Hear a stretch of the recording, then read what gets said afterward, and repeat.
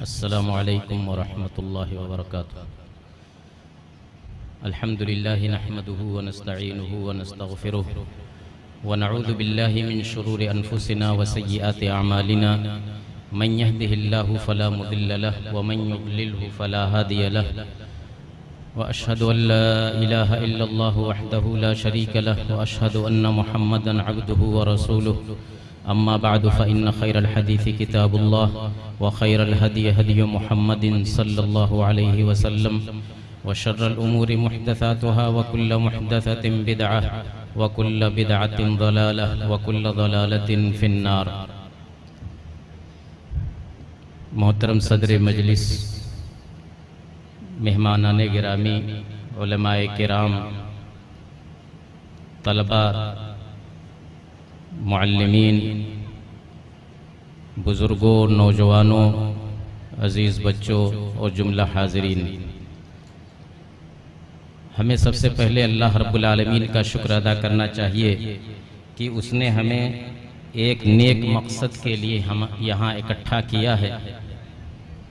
हम यहाँ इल्म के नाम पर, दीन के नाम पर, तालीम के नाम पर, तरबियत के नाम पर जमा हुए हैं। अल्लाह ताला हमारे इस इज्तिमा को कबूल फरमाए और इसको हमारी नेकियों में दर्ज फरमा दे। बड़ी खुशी हुई इस इदारे में हाजिर हो करके और इस इदारे की कुछ कारकर्दगियों को अपनी आँखों से देख करके। सुबह ख़ास तौर से तलबा के जो तालीमी और तरबियती मुज़ाहरे सामने आए, उनको देख करके दिल बहुत खुश हुआ कि इस इदारे के अंदर तलबा की मुतनव्वअ तरबियत होती है। ईमानी तरबियत, इल्मी तरबियत और समाजी, सकाफ़ती, लिसानी हर नाहिए से बच्चों को संवारा जाता है। हमारे सामने बच्चों ने जो मुकालमे, मुबाहिसे वगैरह पेश किए, उससे अंदाज़ा लगता है कि ये इदारा अल्हम्दुलिल्लाह कामयाबी की तरफ रवां दवां है। और इस इदारे की खुशकिस्मती है कि उसको एक ऐसा सरपरस्त, एक ऐसा मुरब्बी, एक ऐसा मुशरिफ मिला है जो हकीकत में इस मैदान का सरदार कह लीजिए। डॉक्टर तारिक सफ़ीउर रहमान हमारे बीच मौजूद हैं, इसलिए मैं बहुत ज़्यादा उनके बारे में कुछ नहीं कहूँगा। इतना कहूँगा कि इस इदारे के लोग खुशनसीब हैं कि एक सरपरस्त उनको डॉक्टर की शक्ल में मिला है। अल्लाह ताला डॉक्टर की रहनुमाई और सरपरस्ती में इस इदारे को मज़ीद से मज़ीद तरक्की अता फरमाए।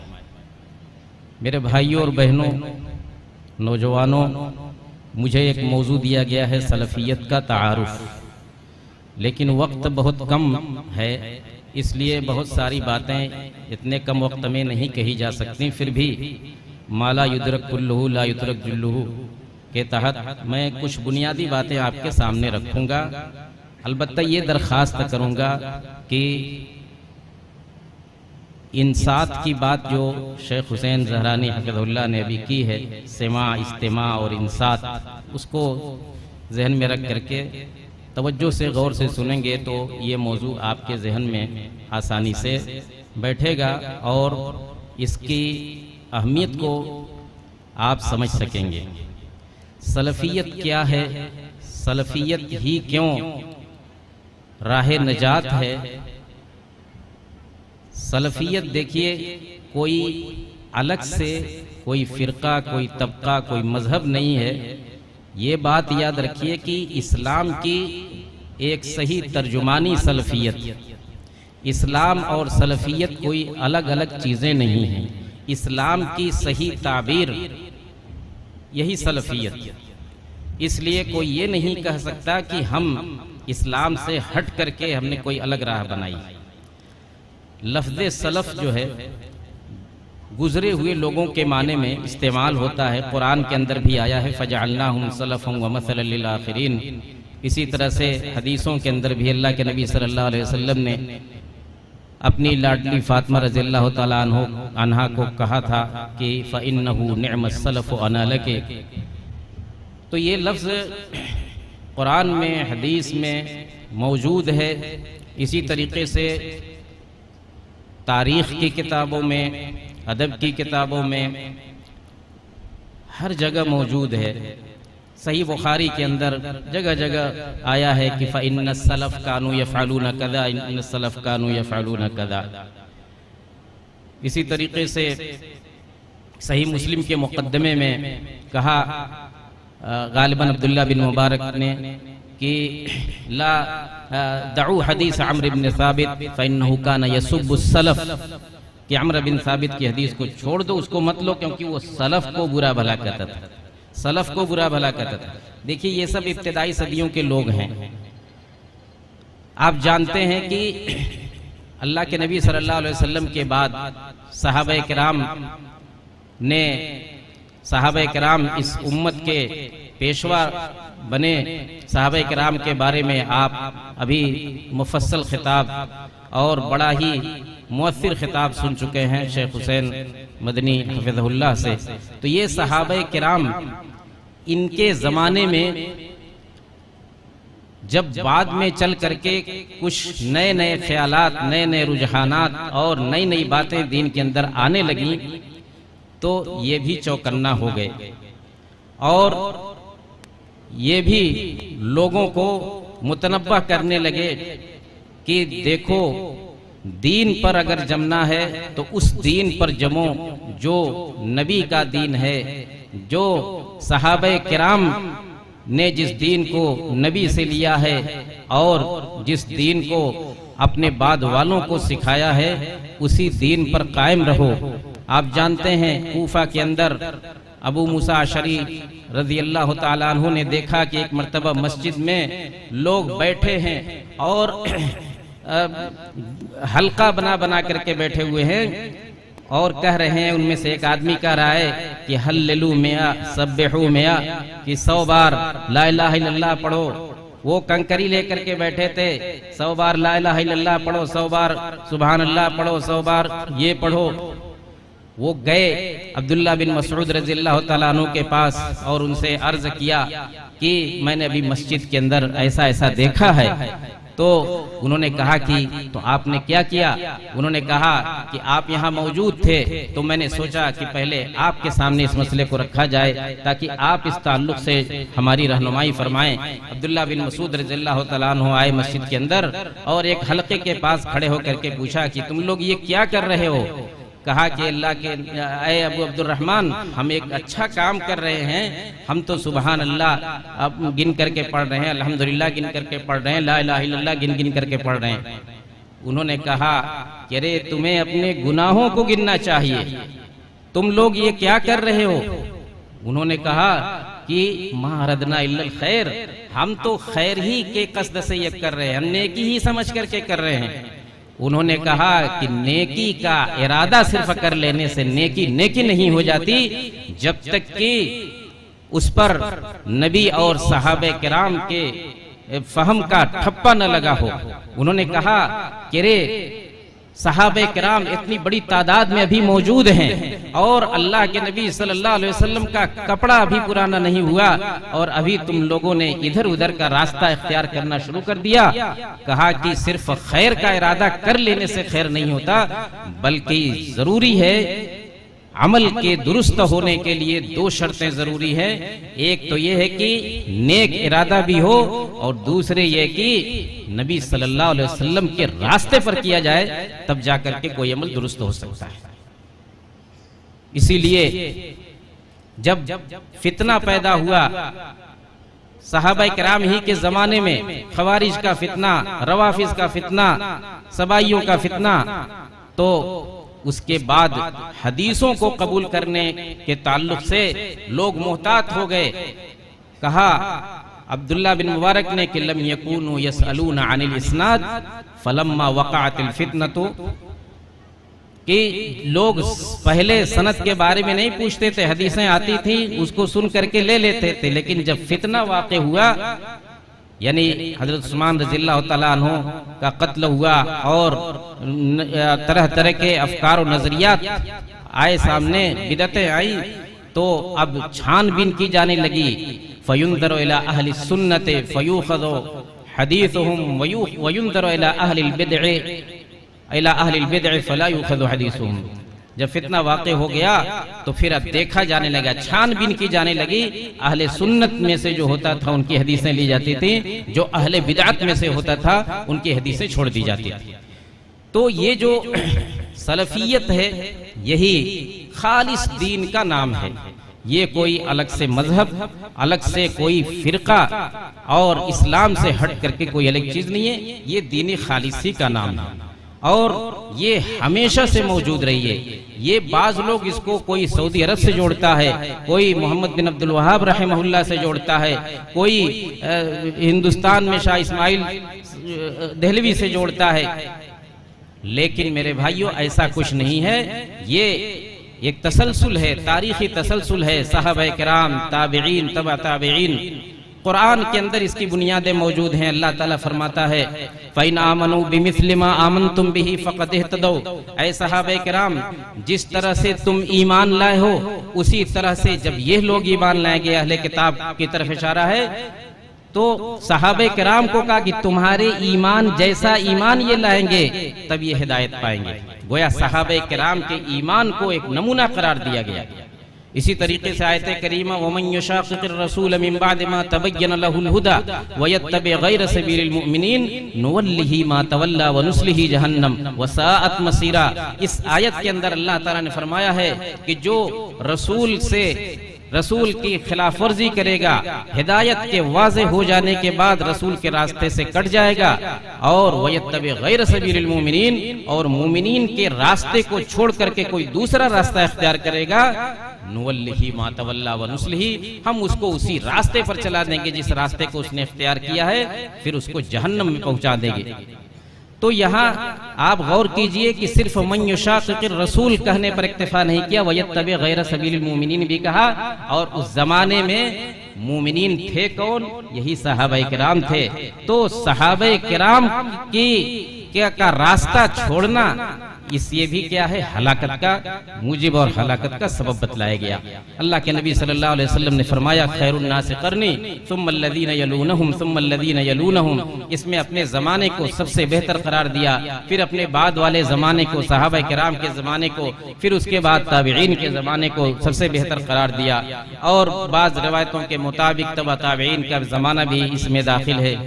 तो अल्लाह के नबी सल्लल्लाहु अलैहि वसल्लम के कहने का मतलब है कि सबसे बेहतरीन लोग हैं, दीन के मामले में सबसे मोतबर लोग हैं। और इसी तरीके से अल्लाह के नबी सल्लल्लाहु अलैहि वसल्लम ने जो हदीस इफ्तिराक है जिसमें बतलाया था कि यहूद व नसारा 71 फ़िरक़े में बटे, यहूदी 71 फ़िरक़े में बटे, ईसाई 72 फ़िरक़े में बटे, और कहा कि मेरी उम्मत 73 फ़िरक़ों में बटेगी और उन 73 में से सिर्फ एक फ़िरक़ा नाजिया होगा।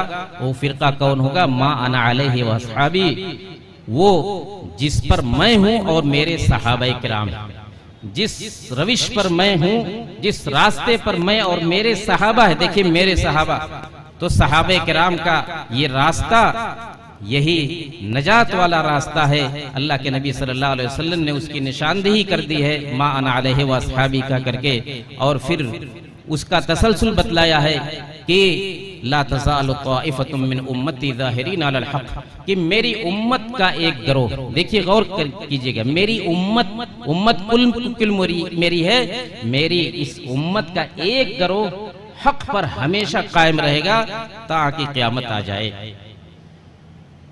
लोग कहते हैं कि ये लोग तफरका डालते हैं, ये लोग सलफियत के नाम पर उम्मत को बांट रहे हैं। भाई हम क्या बांटेंगे? यहाँ तो कहा गया है, अल फुरकान, कुरान को कहा गया है कि अल्लज़ी युफ़र्रिक़ु बैनल हक़्क़ि वल बातिल, कुरान फुरकान है जो हक और बातिल के अंदर फर्क पैदा करता है। नबी सल्लल्लाहु अलैहि वसल्लम को कहा गया कि मुहम्मदुन फ़र्क़ुन बैनन नास, मोहम्मद सल्लल्लाहु अलैहि वसल्लम फर्क है लोगों के दरमियान, यानी हक और बातिल क्या है, खैर और शर क्या है, सही क्या है, गलत क्या है, इनको फर्क करते हैं, इनके दरमियान तमीज करते हैं।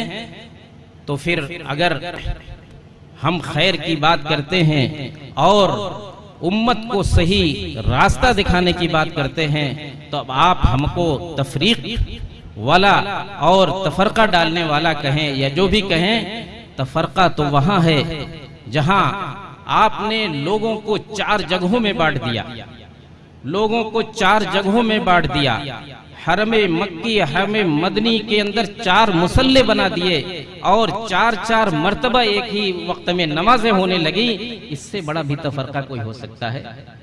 पढ़िए किताब, इस तारीख को पढ़िए। हरम मक्की के अंदर 4 मुसल्ले, ये हैदराबाद से छपी है। आप देखिए कि क्या क्या मंजर होता था कि जब एक ही हरम के अंदर एक अल्लाह की इबादत हो रही है, लेकिन 4 मुसल्लों से अलग अलग, एक इमाम के पीछे शाफी पढ़ते हैं, एक इमाम के पीछे हनफी पढ़ते हैं, एक इमाम के पीछे हम्बली पढ़ते हैं, एक इमाम के पीछे मालिकी पढ़ते हैं।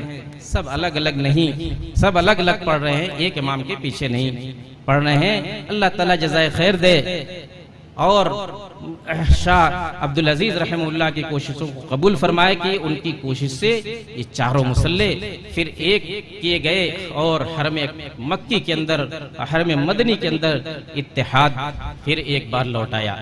तो हम तफरका डालने वाले नहीं हैं, हम तो उम्मत के अंदर इत्तेहाद की बात करते हैं, लेकिन ये इत्तेहाद तौहीद की बुनियाद पर होगा, किसी और बुनियाद पर नहीं होगा।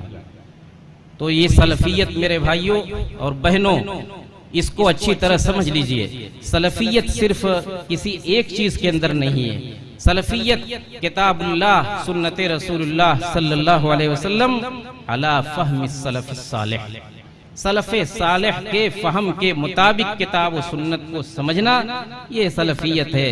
सलफ का लफ्ज, चूंकि सलफियत के अंदर, लफ्ज सलफ के अंदर अच्छे लोग भी आते हैं और दूसरे तरह के लोग भी आते हैं, इसलिए लफ्ज सलफ को सालेह के साथ मुक़य्यद करना जरूरी है।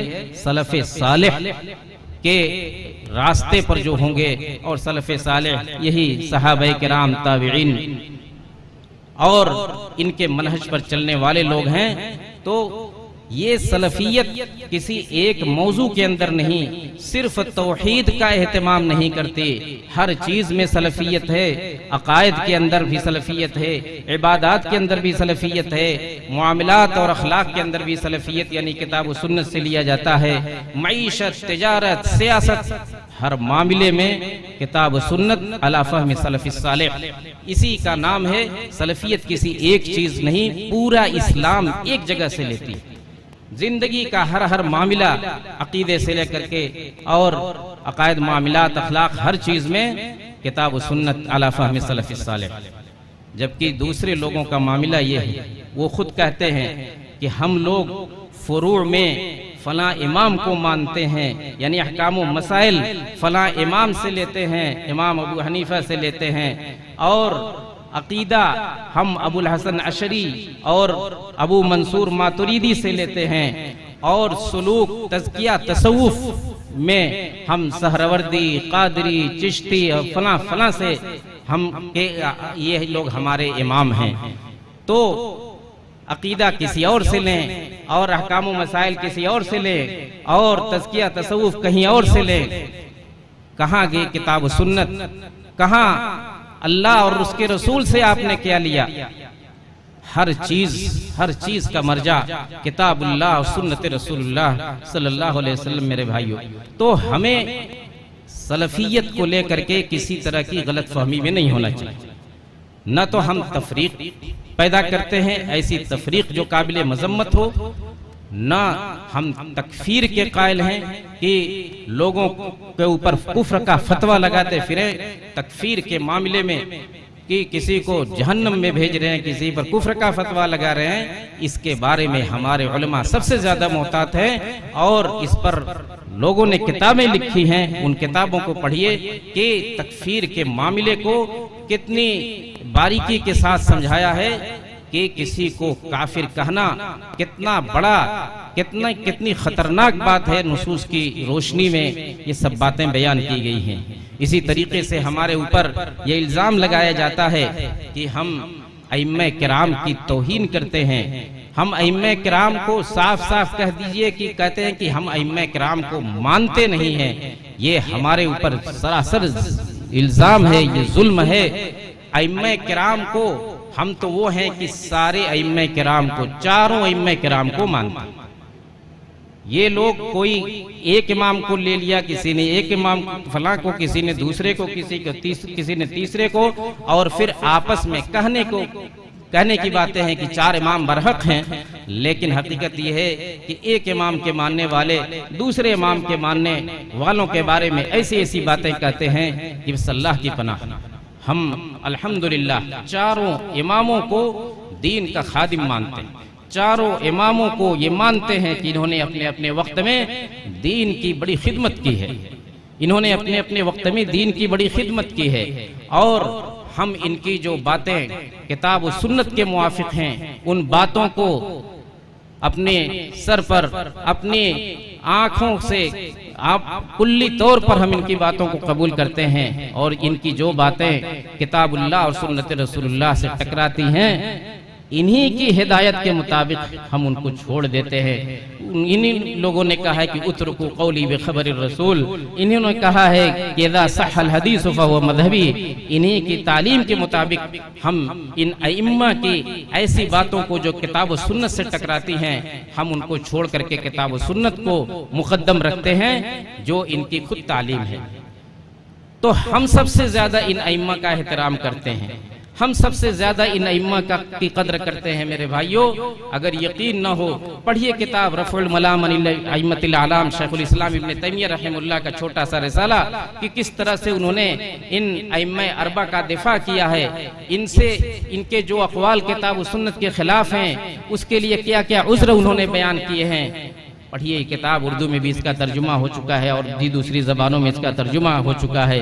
बाद के दौर में आएंगे तो देखेंगे कि शेखुल इस्लाम नवाब सिद्दीक़ हसन खां रहमहुल्लाह ने भी इस मसले पर तफसील से लिखा है। उनकी किताब है जल्बुल मनफ़अ फ़ी ज़ब्ब अनिल अइम्मतिल मुज्तहिदीन अल अर्बआ। फारसी ज़बान में ये किताब थी। इस किताब का भी हमारे वालिद रहमहुल्लाह ने उर्दू ज़बान में तर्जुमा किया है।